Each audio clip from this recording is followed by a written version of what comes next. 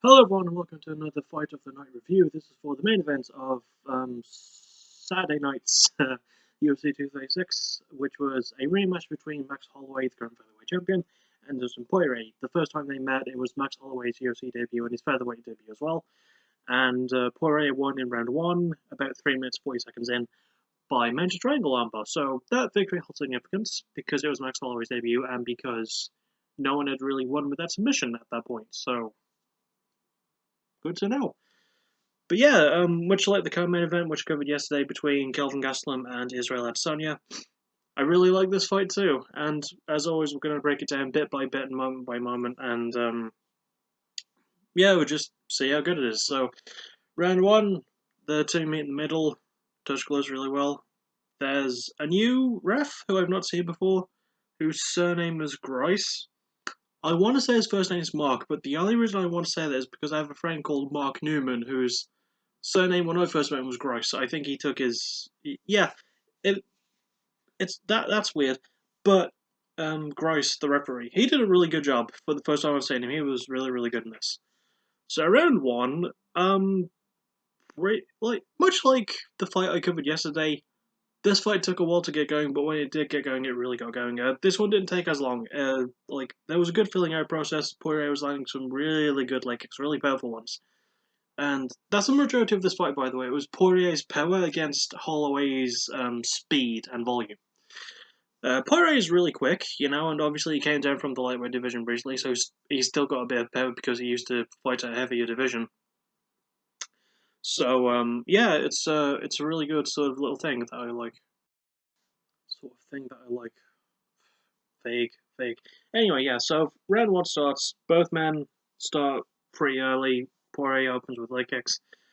And eventually Poirier just opens up. He lands some huge shots on Holloway. Like, lands really big lefts, really big rights. And much like the fight I covered yesterday, he followed up on them only when he needed to. At least, for the majority in round 1 at least. He landed something big and went for it when he could, but then Holloway would land something counter as well, and that's something Holloway's really good with because he's very quick and he likes his jab. He lands some really good counter jabs and some good counter hooks when he was against the cage after Poirier hit him really hard. And a lot of the first round was really intense brawling for the most part. But Poirier definitely won the round. He got a fair few knockdowns on Max in round 1. He looked a lot better. And he opened a cut. No, he didn't open a cut. Not yet. We'll get to that soon. That was a really good bit.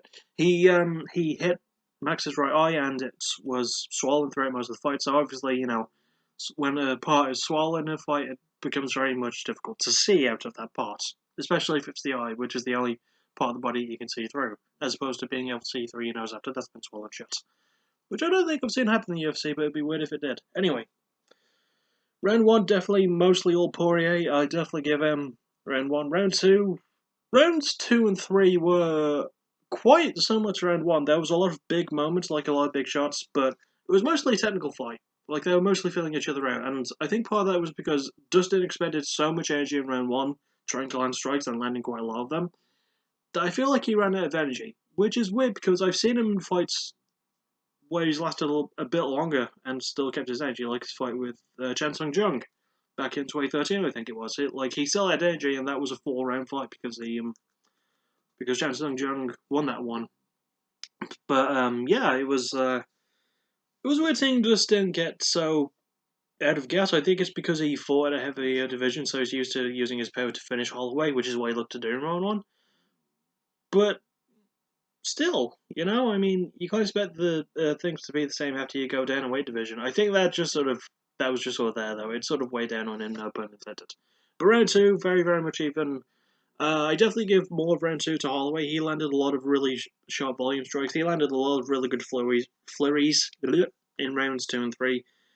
But mostly in round 2 though, like he had some really good counter combos, and every time, I think mostly for the first round, every time Max tried something Poirier had counter to it, it was sort of switched around round 2, where whenever Poirier had something, Max had a counter for it. Like he had really good sharp counter right hooks.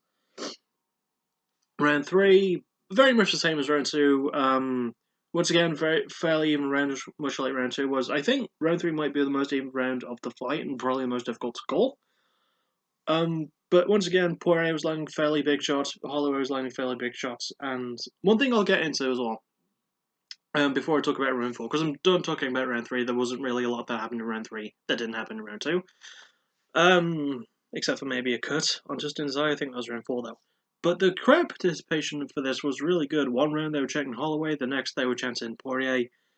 I love how into it the crowd got, so props to the Atlanta, Georgia crowd. Like, that was just really, really good. I like that.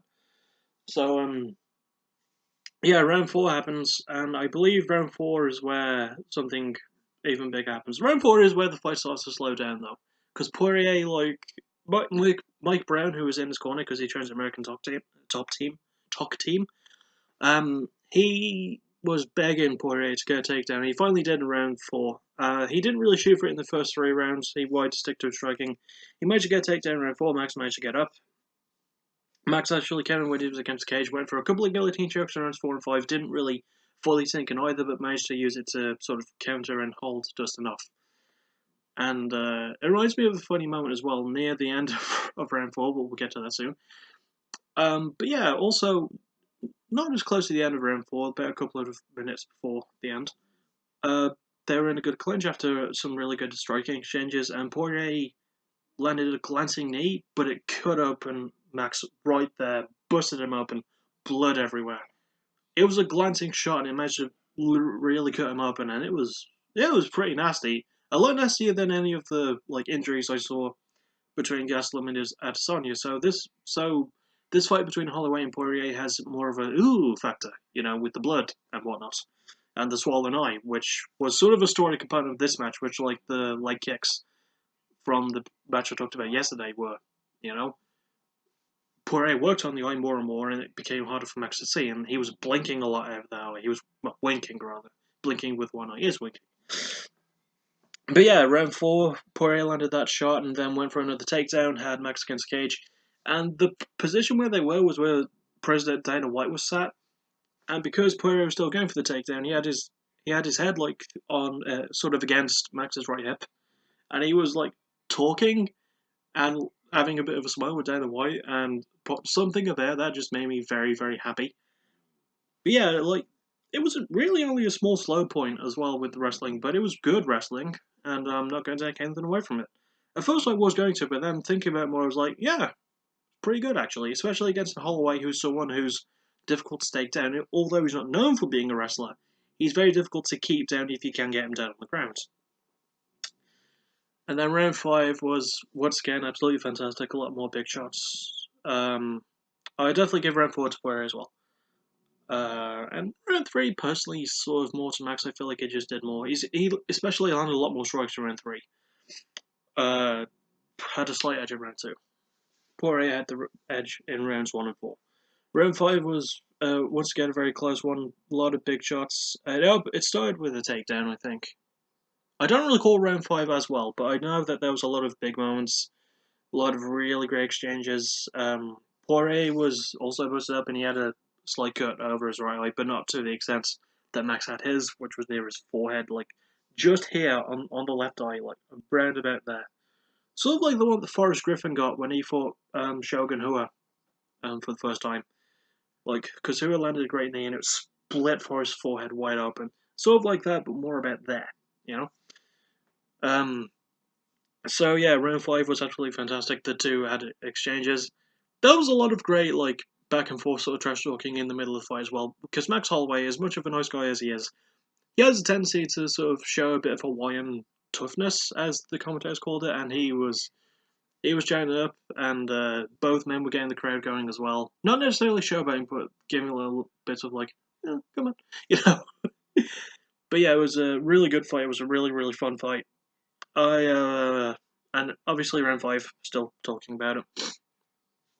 Had a lot of big moments, really great brawl. Great flurries from Max, because he threw quite a lot of those, especially in rounds 2, 3, and he had a few in round 5. But it was Poirier's big shots. He opened round 5 with a big left as well. Didn't knock down Holloway, but got his attention. And Holloway, he is a tough dude. He took some huge shots in this fight. It didn't go down. Much like Kelvin Gastelum, when he did go down, he didn't stay down. Same thing for Holloway here.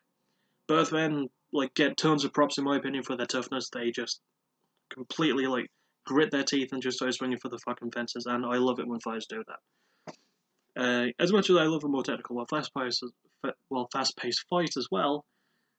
Well-paced fight, I like a faster one too, and this was definitely sort of faster. But yeah, round 5, definitely slightly given edge to Poirier, which works because Poirier did win by unanimous decision once again, like the fight I covered yesterday. A much closer decision than unanimous, in my opinion. Poirier could have won by split. I feel like that would have made the crowd a lot angrier though. But yeah, all in all, Poirier, new champion. He set a few records, like landing most of the shots. He landed more shots on Holloway in this fight than Holloway had taken throughout the majority of his career, especially as champion. And he managed to snap the streak as well. He's the new featherweight champion, and well earned because Dustin has been one of my favorites for a long time, and I've been watching that dude grind and fight hard, and he's absolutely earned it, and I'm glad he earned it in a big way. So, yeah, all in all, I definitely rate this fight as well. Much like Gastelum versus Adesanya, I absolutely loved it. It's a contender for fight of the year, in my opinion. Even though it had more slow moments than the one I covered yesterday, it had way more exciting moments as well. And the respect that the two showed each other at the end was fantastic. I loved the respect between them, even with the trash talk between. Yeah, there was a lot to enjoy about this fight. It was exciting. I didn't really hate any of it. Even the slow moments I could still appreciate because it was like, okay, let's let the crowd catch their breath, and then we'll go back to killing each other. You know, that sort of thing. But yeah, all in all, maybe also look for the top 10, much like the one yesterday was. I really, really enjoyed it. And I look forward to seeing what this Saturday brings and what this Friday brings, because Friday is streaming days for my PBW thing that I do on WWE 2K19. I know. And I will see you all then. I'm not going to see you for backtracking before then, because I'm still working on it, because that's going to be a 2-part episode. I've got 7 more albums to do. So yeah. Is it 7? No, 8. I've got 8 more albums to do, I think. Yeah, so that's going to be fun. I'll see you all on Friday. I'll see you all Friday. As always, thank you for watching. You're awesome. Bye bye.